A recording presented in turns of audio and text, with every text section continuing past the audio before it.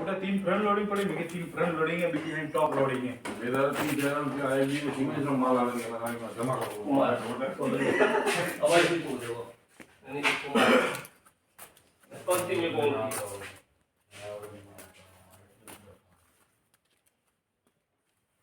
डालो मैं वो अंदर पड़ी वार होते बाबू ना ऑफिस पर खड़ा फोन कर रहे हैं, बुक तो दीजिए मैंने।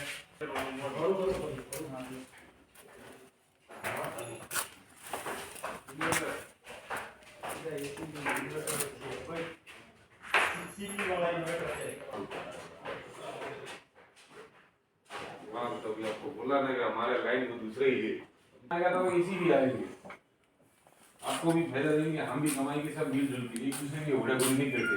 नई सोच नया धंधा सबका साथ सबका विकास ये जो तक पाइप का धंधा वो कर रहा है ना। कौन पहले आपके यहाँ बहुत आते थे, अब आ रहे हैं नहीं आ रहे हैं? कौन वो सिंह पाल वाला भी कर रहे हैं। वो सब जलन नहीं है, आपके ऊपर भी जलता है। आपका